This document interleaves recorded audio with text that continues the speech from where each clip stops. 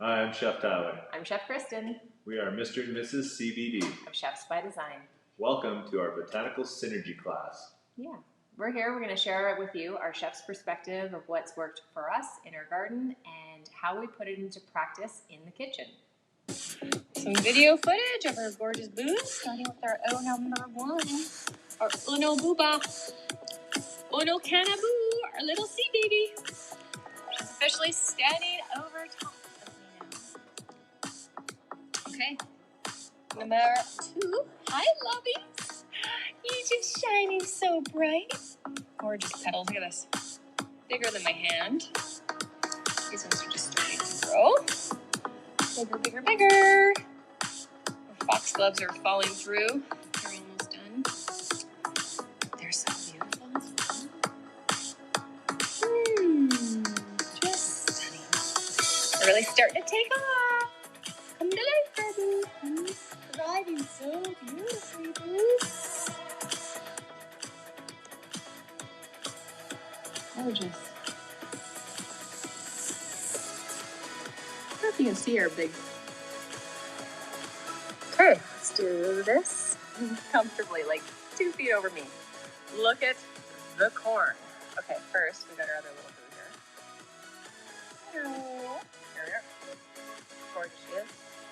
She's about up to my waist. Thought we could just be mom and dad to some great views. Look at the cucumber. Look at that. Oh, that's a thicker cucumber. Oh, she's a fast. Look at that. Look at her. Beautiful. Whew, beautiful. Okay, here we go. Ow, but just fascinating. Wilt. They're beautiful petals. Like here's one. It's just gonna pop off and then continue this gorgeous little bean that looks like a chickpea. And they grow super, super big. Let me just see if I can find one that's big. Over here. See? And so peppery. It's just saying, hello, look at me shine, look at me thrive. We say, come on, bring to life your little rose. Bring to life all your little booze. Look at that. This is fascinating. Okay, watch this.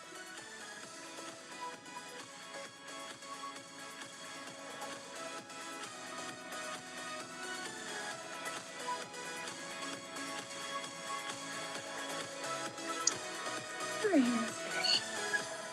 What a lovely garden walk. Garden walk adventures. Got some gorgeous lettuces. Yeah, look at the borage springing up again.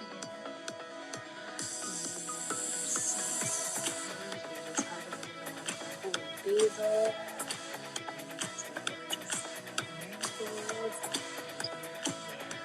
Stevia. Yeah, look at these guys. They got just smothered. But they're making their way. Given the chance, see? Oh, yes, we want to thrive, given the chance. And last but not least, okay, honey, I'm coming. Here's number 9.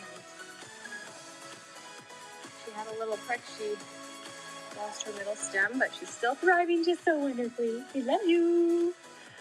So grateful. We're so grateful for all this learning and love we get to have. Thank you so much to our beautiful earth, God, Tyler.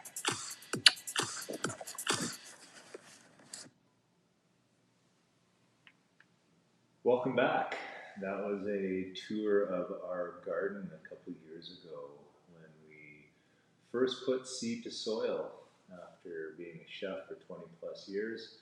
It was quite an interesting experience to start learning about something new, about how Mother Nature has been able to provide all these nutrients that we need through her beautiful bounty that grows every day on this earth. So, Botanical Synergy. It all starts with living soil. And with living soil comes a good form of farming and being able to use all of Mother Nature's natural inputs to give your soils all the nutrients that they need. Things like horse's tail, stinging nettle, These types of plants can be made into a tea that can be applied topically to your gardens to help inoculate nutrients back into the soil the way that were made. In that Botanical Synergy, there are different types of gardening methods that you can practice. One is a German style practice called hugelkultur. It is when you garden and create your soil, and it really takes years to reach its maximum potential, but if you start it off properly to begin with, it gives you a bountiful amount of nutrients in your soil for a bountiful harvest of your herbs and your vegetables and your cannabis down the line. It is something that you can find a lot of details on how it is made. Very basically, it is digging a trench or a garden bed and placing different densities of wood into the bed and covering it up with smaller amounts of leaves and mulch and creating a nutrient-dense, rich soil. We believe that the botanical synergy starts in the soil, specifically living soil that is nutrient-dense, that we provide different fermented teas that are made with earth-based nutrients and plants that Mother Nature has provided in order to help create and flourish a healthy botanical synergy within every garden that's out there. One of the other farming practices that's gaining a lot of traction in the last few years is a method called no-till gardening. That's something that people have a belief that able to put down a cover crop near the end of your garden cycle to allow those nutrients of the clover or the buckwheat to be absorbed back into the soil to allow for decomposition and fermentation of the plants through the winter months and allow the soil to be regenerated and full of nutrients for the spring seed sowing.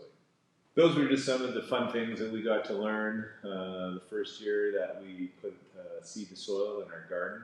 We laid down 20 yards of soil and got to get our fingers dirty and our hands dirty and our toes dirty and our minds full of good information, all leading us back to the botanical synergy that is available to us every day out in Mother Nature. Thank you so much. All right, so to share a little bit about what we have with our theory in our Healthy Human Collective Manual, we have a few chapters here, 22 audios and print information that shares about this regenerative farming, organic, and cannabis conversation. We put these into practice from the garden to the kitchen. We take the plant material or the vegetable from fresh, and we can either process it and keep it in a fresh state. We can take it into a tincture state or a dried or frozen honey or oil. All of those are different preservation methods, and we're gonna walk through a few that have worked for us. Water, tinctures or an alcohol preservation, and then we're gonna go into dried, frozen, honey, and then oil. Okay, so to start, water. Water is beautiful. We are made up of water. We, during the full moons, charge water for a few hours when the moon is nice and bright. You can do crystal elixir infusion. So basically the power of the crystal will infuse in with the moonlight and create a synergy itself, which structures the crystals and the water. And when we drink our water, we swirl it 16 swirls counterclockwise and give it a really nice, good, positive affirmation, intention, and it will be beautiful inside your body, mind, and soul. So from water, we can infuse. This is vanilla bean extract that we're doing right now. This is a 99% of alcohol, And so we've taken some vanilla beans, you can see here, and we're just letting that age this for a few months, and it's in 99 proof alcohol. Dried, you can either take your dried plant whole, and we use a dehydrator. Keeping it under 150 degrees Fahrenheit preserves the nutrients in the product, and you can bundle them up, and you can make your own smudges like we have here with our sage. So we grew the sage and then we bundled those up. And another way, we can take our vegetables and our herbs and we can sheet them out and we can dry them in the dehydrator, and then we can grind them up and preserve them in jars. So these can get reconstituted back into soups and sauces and casserole dishes. You can make vegetarian samosas with them. And so they're a great way to add binder filler, and the flavor profile in these are fabulous. They really do hold for a while, and it's a great way to preserve as well. So keeping it under 150 degrees will keep those nutrients in, like I mentioned, and that's super helpful. So we make root booch kombucha, and then once we have done the syrup that goes into the kombucha, we sheet this out and we dehydrate it further. And then we can take this and infuse this further into other items. So it's a second way to maximize the value out of a lot of products. Here are some of the dried ingredients that we use in our kitchen. So we have shaga mushrooms and turkey tail and morels. Mushrooms are an amazing adaptogens that help cleanse our bodies of toxins. You can boil up the shaga and make ice cubes, and we add those to our lattes and our smoothies. We have horse's tail, where you can make a tincture, and that can be made and used even for our hair. We actually have up here horse's tail sitting in our True Bucha kombucha vinegar. And we have chive flowers, we have hops, we have She's So Pretty, beautiful purple green shiso leaves. We have calendula petals, only a few left there. Stevia, oregano, and basil, and pineapple sage. We have thyme. So you can dry them on the stem and then you can pull them off after, and I actually prefer to do that with the thyme. It's a lot easier. Some of them I just leave whole. This is lemon balm, and yeah, either you can just kind of pick them off the big stems once they're dried. And our family brew mixture that we put together, and a little floury one. So when we have orange peel as well, we will dry, when we're cutting up some oranges, we'll take the orange peel and dry those. So I make a nice flour blend. Oh, it smells so pretty. And so that can get added as a boost if we want to use. Our family brew has about 10 ingredients in it, and we blend it up and we make a big batch. We steep about 1 cup to 2 liters. We have tutorials to share about how we do that. And we drink it cold. After it infuses for 24 hours, we strain it, and then we drink it and enjoy it cold. And we drink this on the average to keep our bodies nice and fueled with lots of nettle, great iron for support for our bodies. So we have our beautiful little canna mama here. She's a little one, but she's so pretty. And this is the root. This is the stem. These are the flowers and buds that we know of it to be. So you can see here that by drying this and showing you, the root actually has a lot of cannabinoids in it that are medicinal but non-psychoactive. So we take the roots and we boil those up like the mushrooms, and we make ice cubes as well. And then we use those in our smoothies too. We don't use the stems so much, but the flowers can be processed into a dry crystal, and then it can be inhaled or further added to oil. The crystals are the medicine, and if you're to shake off all of those crystals from the flower, you'll be left with the fiber. Cannabis is a mother healer, a mother plant, and a beautiful healer in our lives. We ingest fresh cannabis, the leaves trimmed off the plant when the plant is growing. We also take those leaves, and they're called sugar leaves. They have a little bit of the white crystals and not as much as the actual flower here. They do develop over the season, and when you harvest, you're going for the crystals. That's where the medicine lies. So basically, if I were to shake off one of these buds, that's what someone would inhale, or you could add into a tincture or into an oil. From there, that's how we make further processed medicine. One of the other things that we like to do with our harvest is make sure that it is getting processed before it goes back into compost. One of the things we really enjoy making is power pucks.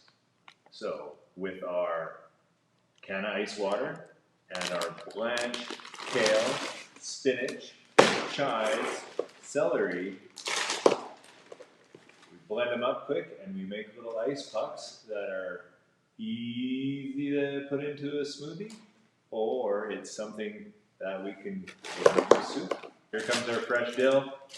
Delicious. Little mini kale pucks. These are green power bombs. So this was actually a smoothie that I picked up and then turned the smoothie into pucks because we just had a lot of smoothie. And so now we can add these power bombs into more smoothies. Right? Those ones. If you grow celery, this is a great way to process your celery into celery juice ice. Okay. Chickweed. We have chickweed ice cubes, so we steep chickweed and then we made the ice cubes. And what's amazing about chickweed is that it's great to help with a burn, to help with the itch. In the freezer, it stays, and we just need a little bit, and it's super relieving. We have our, last but not least, for the water, we have shaga ice cubes, a batch of shaga ice cubes. They start to get crystally pretty fast. These were just done in August. And so we, like I said, steep these and then turn them into little power pucks of mushrooms. Right? There's some other ones. And then while we're in the freezer with our fat infusions, some items we can turn pesto. We can make a big mulch of pesto, and pesto has oil, herbs, garlic usually, and we don't use Parmesan cheese, but we actually use hemp seeds and pumpkin seeds. And so we make lots of pesto. We have containers of that. But in other ways, you can just infuse into the oil. For our frozen fat cubes, we take our coconut oil from a big jug and we'll do the same thing. We'll make little pucks of plain coconut oil so it's easier to grab those. We have oregano pucks. We have parsley pucks. We have basil coconut oil pucks. These are all generally coconut oil. You can do olive oil. You can do avocado oil, whatever you prefer. These are holy basil and thyme. And we have calendula, just straight up calendula. And even roasted garlic. When you have a lot of garlic, we roasted garlic. And guess what we did? We made pucks. All right, so last but not least, cannabis oil.